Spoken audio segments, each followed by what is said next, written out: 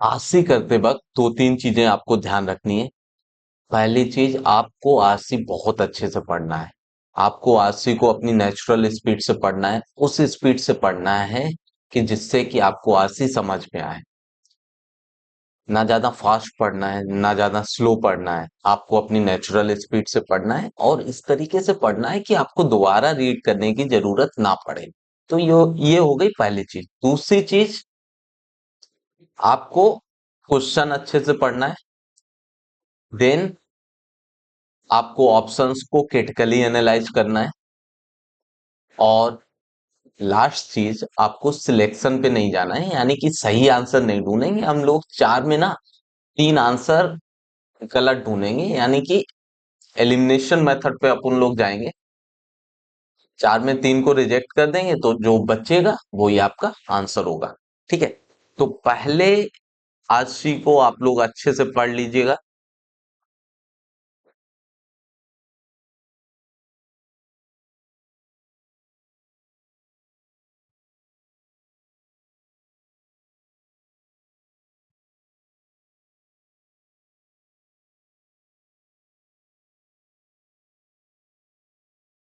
ये cat 2023 slot 2 का RC है।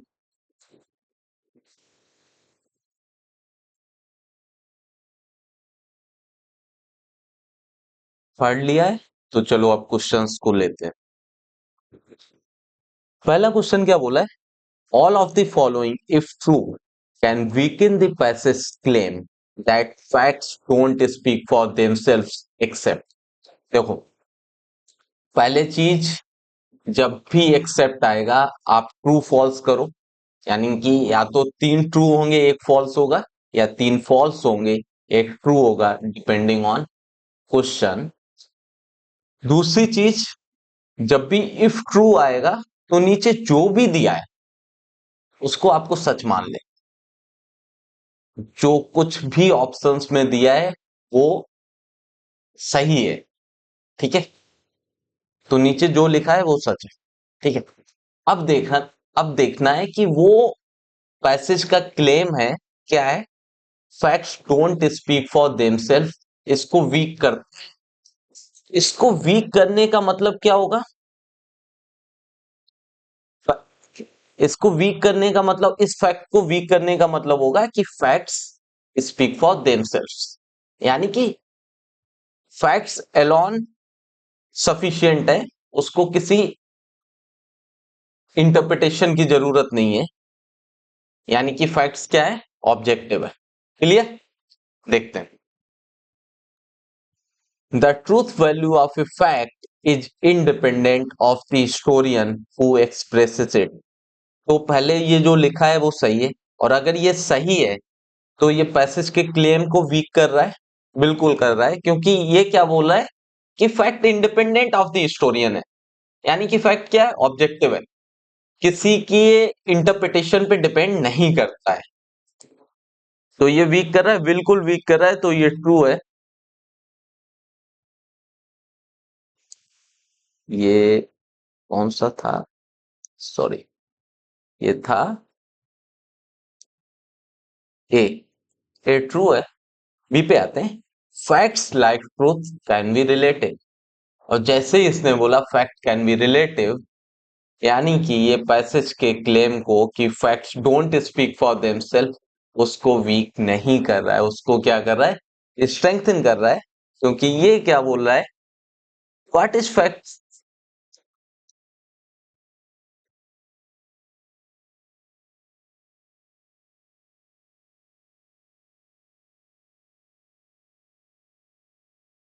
ये क्या बोला है?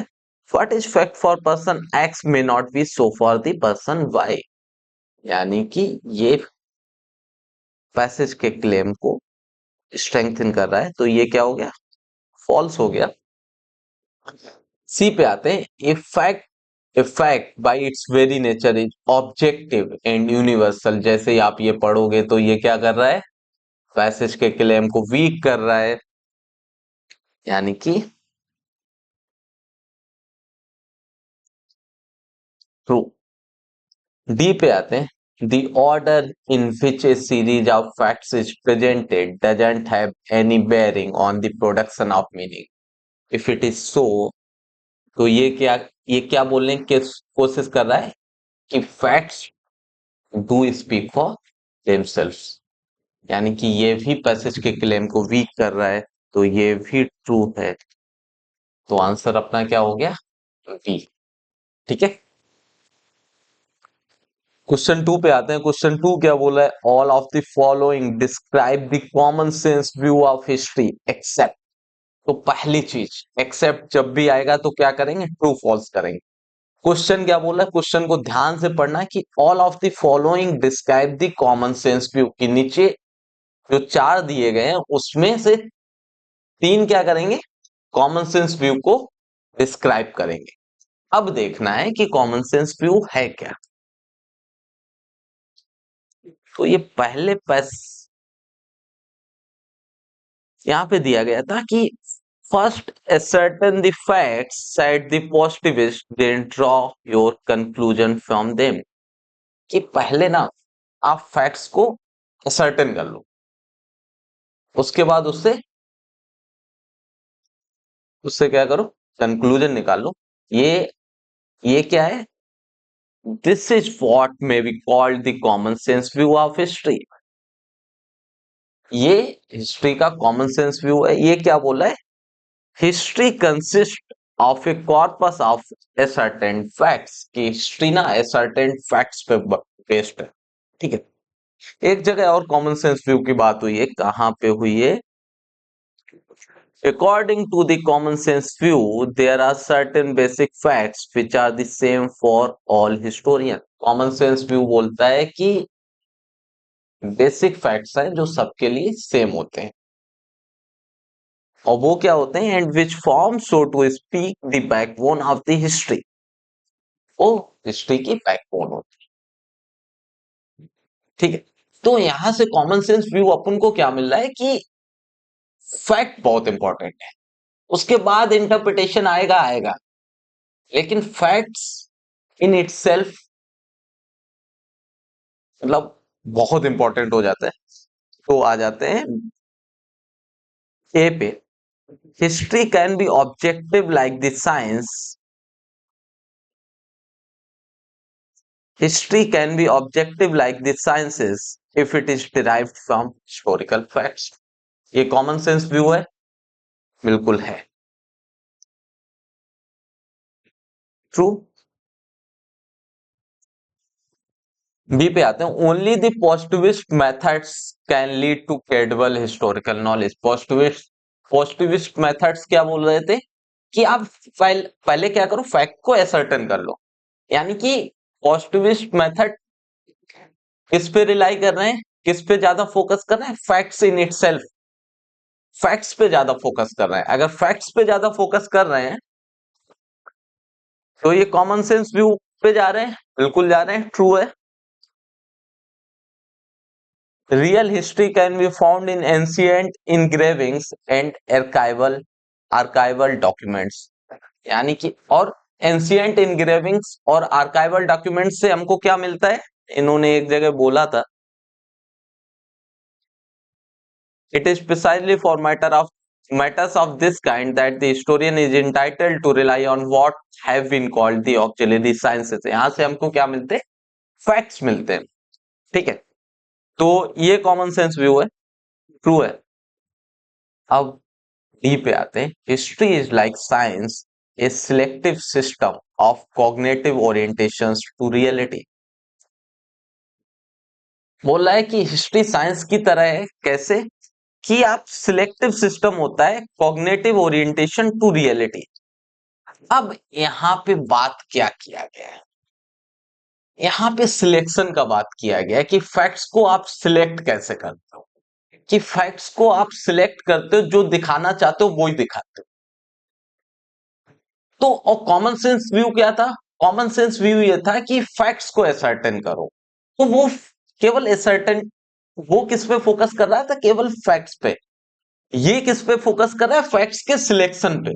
तो ये कॉमन सेंस, क्योंकि यहाँ पे सिलेक्शन वाली बात आ रही है, और सिलेक्शन वाली बात कॉमन सेंस व्यू में नहीं थी। तो इसलिए ये फॉल्स हो रहा है। आंसर क्या है? तीन ट्रू है, एक फॉल्स है, एक्सेप्ट है। आंसर क्या है? डी। ठीक है, अब आते हैं थर्ड क्वेश्चन पे। थर्ड क्या बोल रहा है? If the author of the passage were to write a book on the battle of Hastings along the lines of his oblique her own reasoning, the focus of the historical account would be on. अच्छा, अब पूरे passage में ध्यान दोगे, देखते हैं क्या बोल रहे हैं। ए पे आते हैं, producing a detailed timeline of the various events that led to the battle. A बोल रहा है कि यार डिटेल्ड टाइमलाइन बनाओ। तुमको लग सकता है ये हो सकता है, रख लो, इस पे आएंगे। ठीक है, बी पे आते हैं, providing a nuanced interpretation by relying on the auxiliary sciences. बोलता है कि ऑक्सिलरी साइंसेस से हमको क्या मिलेगा? अभी बात हुई थी, हमसे फैक्ट्स मिलेगा, उसके बेसिस पे हम न्यूएंस इंटरप्रिटेशन दे। यानी कि पहले फैक्ट निकालें और फिर न्यूएंस इंटरप्रिटेशन दे। ऑथर इसके अपोजिट था, तो ये नहीं हो रहा है। सी पे आते हैं, exploring the socio political and economic factors that led to the battle.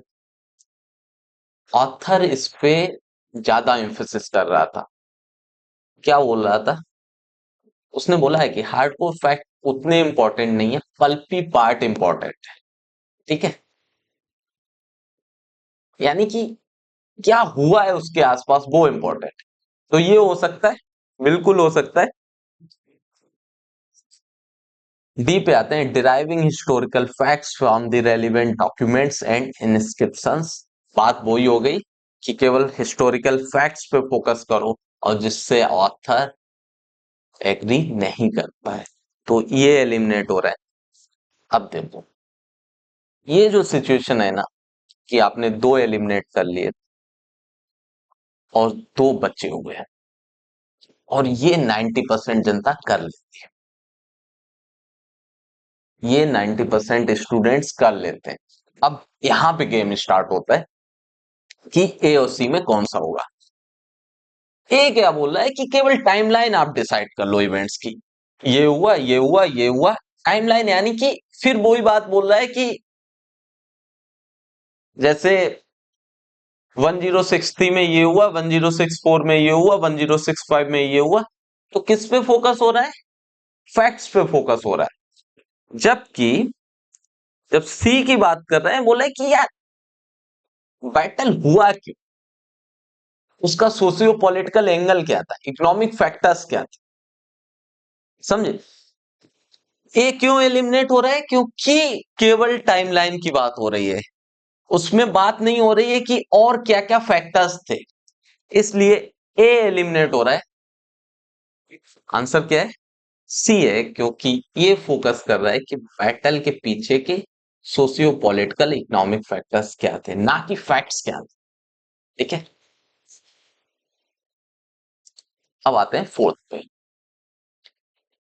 According to according to this passage, which one of the following statements best describes the significance of archaeology for historians? बोलता है passage के according significance of archaeology क्या है historians के लिए। Options देखते हैं। Archaeology helps historian to ascertain factual accuracy. बोला है, कहां पे बोला है? यहाँ पे बोला है। ठीक है, हो सकता है, बिल्कुल हो सकता है। देखो, सिलेक्शन कर, एलिमिनेशन करेंगे, सिलेक्शन नहीं, बी सी डी को एलिमिनेट करेंगे अभी भी। Archaeology helps historian to carry out their primary duty. Author ने क्या बोला था कि हिस्टोरियन की प्राइमरी ड्यूटी ये नहीं है कि सर्टन करो बेसिक फैक्ट, वो क्या है, नेसेसरी कंडीशन है, बट प्राइमरी ड्यूटी नहीं है। तो ये एलिमिनेट हो रहा है। Archaeology helps historian to interpret historical fact. Archaeology से क्या आता है? फैक्ट आता है, लेकिन इंटरप्रिटेशन नहीं आता है, तो ये एलिमिनेट हो रहा है। Archaeology helps historian to locate the oldest civilisation in history, कहीं पे बात ही नहीं हुई है तो ये एलिमिनेट हो रहा है। आंसर क्या है? Archaeology helps historian to ascertain factual accuracy. ठीक है, क्लियर? एलिमिनेशन बहुत इंपॉर्टेंट हो जाता है। जैसे इस वाले क्वेश्चन में गेम था एलिमिनेशन का, तो हमेशा आप एलिमिनेट करें। ठीक है,